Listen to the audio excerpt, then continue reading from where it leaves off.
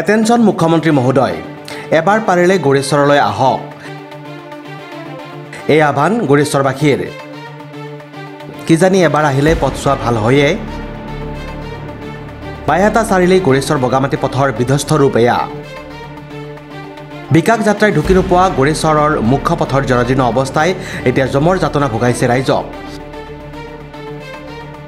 এতিয়া দিনতে ধূলিৰে অন্ধকাৰ হৈ পৰে গৌৰেশ্বৰ গুৱাহাটী সংযোগী পথ।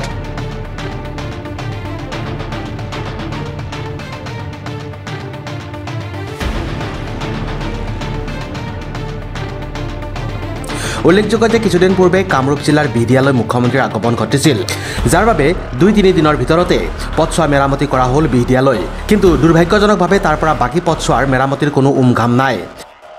সেয়েহে ৰাইজে বিচাৰিছে মুখ্যমন্ত্ৰীৰ আগমন হওক গৌৰেশ্বৰলৈ। কি জানিবা তাৰ বাবেই সাৰ পাই বিয়াগুম গড়কাপ্তানি বিভাগে। বিহদিয়াৰ পৰা গৌৰেশ্বৰ নাওকটা বগামাটি পথছোৱাৰ মাজত এতিয়া বৃহৎ বৃহৎ গাঁত। বৰষুণ হ'লেই গম পোৱা নাযায় ক'ত গাঁত থাকে বা ক'ত খলাবমা। প্ৰতিদিনেই সৰু বৰ দুৰ্ঘটনা সংঘটিত হ'বলৈ ধৰিছে এই পথছোৱাত। পথচাৰীয়ে এতিয়া ধূলিময় পথেৰে যাতায়াত কৰিব নোৱাৰা অৱস্থা হৈ পৰিছে।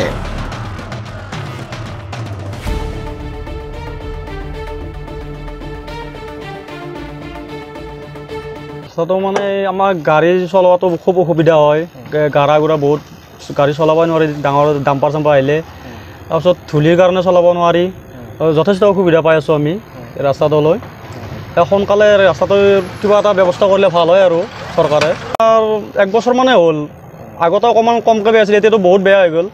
এইবাৰ যদি বাৰিষাটো পাৰ হৈ যায় এইটো চলিবৰ অৱস্থা নোহোৱা যাব সৰু সুৰা গাড়ীবিলাকৰ। ইয়াত হয় গাঁততো বহুত পানী জমা হয়, গাঁত ধৰিবই নোৱাৰি গাঁতত কিমান পানী থাকে। কিনে সদায় চলি থকা মানুহে গম পায়, কিন্তু যদি এদিন কোনোবা গাড়ী আহি যায় তো গমেই নাপাব কিমান ধোৱা গাড়াবিলাক।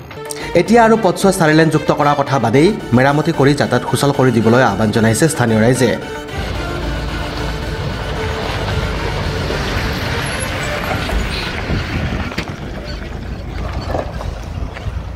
কেইবাবছৰ ধৰি একেবাৰে জৰাজীৰ্ণ হৈ আছে। ইয়াৰ ধূলি বালি মানুহ অহা যোৱা কৰিব নোৱাৰে। একেবাৰে জৰাজীৰ্ণ গাঁত, পকত গাঁত, ধূলি বালিতে ৰাস্তা নেদেখা হৈ গৈছে দিনৰ ভাগতেই। এই ৰাস্তাটোত আজি কিছুদিন আগতে আমি দেখা পাইছিলোঁ যে মুখ্যমন্ত্ৰী মাননীয় হিমন্ত বিশ্ব শৰ্মাদেৱে যেতিয়া বিহদিয়াত আহিছিল সমগ্ৰ ৰাস্তাটো হ'ব বুলি কৈছিল, কিন্তু বিহদিয়ালৈ ৰাস্তাটো হ'ল, কিন্তু আজিলৈকে কিন্তু গৌৰেশ্বৰ হৈ যি বগামাটিলৈ যিটো পথ আছে এই পথটো একেবাৰেই অৱস্থা বেয়া, জৰাজীৰ্ণ। এই পথটো আজিলৈকে এই চৰকাৰখনে BTR প্ৰমোদ বড়ো চৰকাৰে হওক বা বিজেপিৰ মিত্ৰজোঁটৰ অসমৰ মাননীয় মুখ্যমন্ত্ৰী হিমন্ত বিশ্ব শৰ্মাদেৱে বিগত সময়ত কেইবাটাও নিৰ্বাচন আহি গৌৰেশ্বৰত ঘোষণা কৰিছিল যে আমি নিৰ্বাচনত জয় হোৱাৰ পিছতে আমি এই ৰাস্তাটো সম্পূৰ্ণ কৰিম, 4 লেন কৰিম, 2 লেন কৰিম বুলি কৈছিল। কিন্তু আজিলৈকে ৰাস্তাটো তেখেতৰ কথাত ফুটুকা ফেনত পৰিণত হ'ল। আমি গৌৰেশ্বৰবাসী ৰাইজে হওক, এই অঞ্চলৰ ৰাইজে কিন্তু যাৱাৰ কোনো পৰিৱেশে নাই, দিনতে নোৱাৰে। দিনতে ধূলি বালি আৰু প্ৰকাণ্ড গাঁতৰে বিভিন্ন দুৰ্ঘটনাত পতিত হৈ আজি আমাৰ যাতায়াত কৰা যাত্ৰীসকল দুৰ্ঘটনাত পতিত হৈ মৃত্যুবৰণ কৰিব লগা হৈছে আৰু দুৰ্ঘটনাত বহুতো আহত হ'ব লগা হৈছে। এই ক্ষেত্ৰত আমি অসম চৰকাৰৰ মাননীয় মুখ্যমন্ত্ৰী হিমন্ত বিশ্ব শৰ্মা দেৱৰ লগতে BTR চিফ প্ৰমোদ বড়োক আমি অসম জাতীয়তাবাদী যুৱ ছাত্ৰ পৰিষদৰ গৌৰেশ্বৰ আঞ্চলিক সমিতিয়ে ক'ব বিচাৰিছোঁ যে অচিৰেই এই পথটো যদি পুনৰ নিৰ্মাণ কৰি 2 লেনযুক্ত নকৰে, কিন্তু এই অঞ্চলৰ ৰাইজে কিন্তু হাত সাৱটি আৰু বহি নাথাকে। অনাগত অহা এই নিৰ্বাচনত যি লোকসভা নিৰ্বাচনে হওক, বিধানসভা নিৰ্বাচন, BTR নিৰ্বাচন হওক, এই নিৰ্বাচন কিন্তু প্ৰত্যুত্তৰ দিবলৈ সাজু হ'ব, অন্যথাই কিন্তু চৰকাৰে কিন্তু নিষ্ঠা নাপাব। এই চৰকাৰে এই ৰাইজ আজি দুৰ্ভোগ ভুগি লগা হৈছে। অঞ্চলৰ সকলো তেখেতে এই অঞ্চলক আওকাণ দি আছে। এই চৰকাৰখন ব্যৰ্থ বুলি ক'ব বিচাৰিছোঁ মই। লগতে অসম চৰকাৰ তথা প্ৰমোদ বড়ো চৰকাৰৰ যিটো BTR চৰকাৰ তেখেতো নীৰৱ হৈ আছে। তেখেতৰ কোনো নিমিত কইনাৰ দৰে মাত মাতি থাকে, নিমিত কইনাৰ দৰে তেখেতে ৰোল লৈ থাকে।